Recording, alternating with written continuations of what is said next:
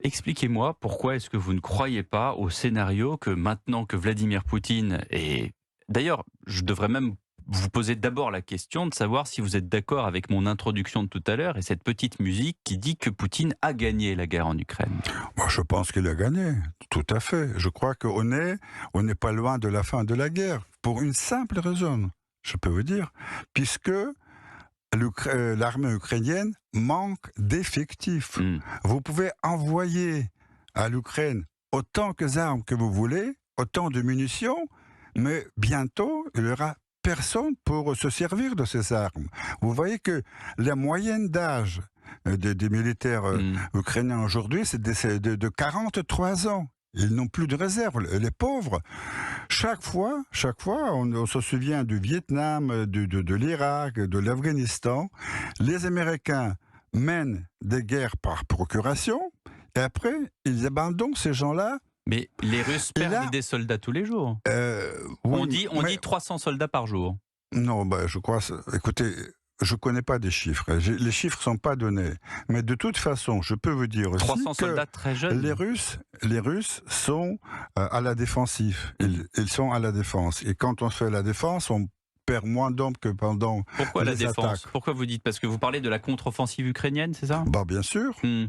Mais je voudrais revenir à votre question précédente. Et je crois qu'il y a une chose, un aveu qui a été fait cette semaine, la semaine dernière, par le secrétaire américain Blinken. En parlant, je crois, au Congrès, il a dit que 90% de l'argent que les Américains, soi-disant, ont donné à l'Ukraine ont été dépensés aux États-Unis. C'est-à-dire, ils ont financé leur propre complexe militaire industriel. Et là, c'est ça le secret de la guerre. Les Américains mènent des guerres pour s'enrichir.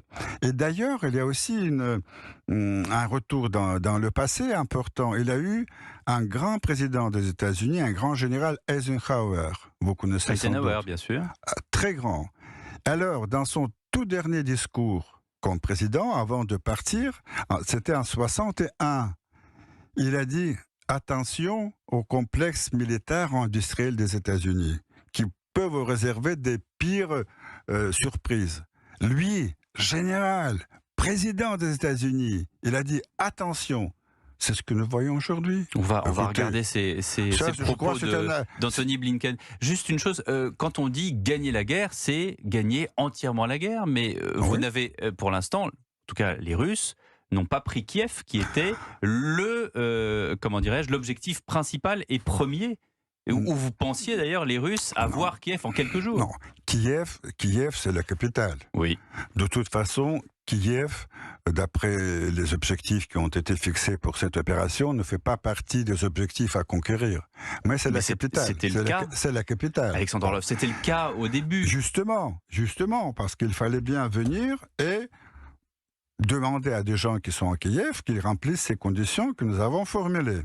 Et d'ailleurs, je vous dis que tout de suite, pourquoi les Russes ont commencé à retirer leurs soldats de Kiev? Puisque les négociations tout de suite commençaient avec les Ukrainiens. D'abord en Biélorussie et après en Turquie.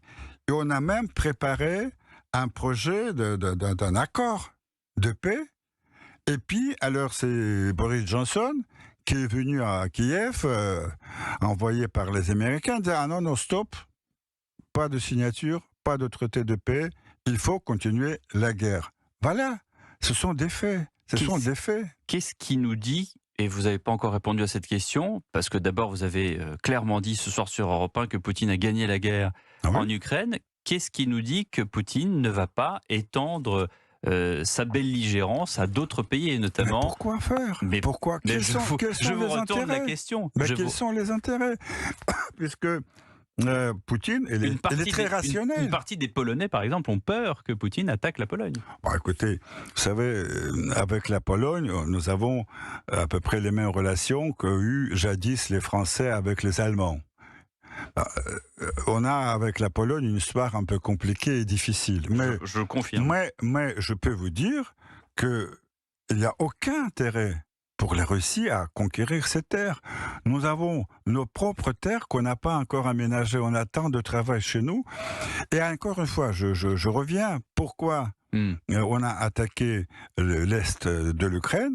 C'est parce que la population russe et russophone était menacée, pas seulement menacée, mais agressée par le pouvoir à Kiev. Le résultat de cette fin de guerre, puisqu'on y approche, si je vous écoute, ça veut dire quoi? Ça veut dire qu'il y a des territoires de l'actuelle Ukraine qui vont revenir à la Russie? Écoutez, moi je crois que les territoires qui sont contrôlés aujourd'hui par la Russie... C'est-à-dire le Donbass, la Crimée? Il y a Crimée depuis longtemps déjà. La Crimée, depuis 2014, c'est réglé. C'est réglé, elle est russe? Elle est russe, bien sûr. Elle a toujours été russe. Elle a toujours été russe. Vous savez... Je vous laisse parler, hein, Alexandre Orloff. Bien sûr. Je ne vous contredis pas, mais la Crimée est russe. Vous voyez mon regard interrogateur. Oui. Écoutez, la Crimée est russe depuis 1873, quand Catherine la Grande a rattaché. Alexandre Orloff, vous voulez que je vous parle des frontières de la Pologne dans 1660 ? On peut continuer comme ça longtemps. Non. Et après, il a été toujours... faisait partie de la Russie, de l'Union soviétique. Et alors, le fait que Khrouchtchev, en 1954, a changé les frontières administratives au sein du même pays ne veut rien dire.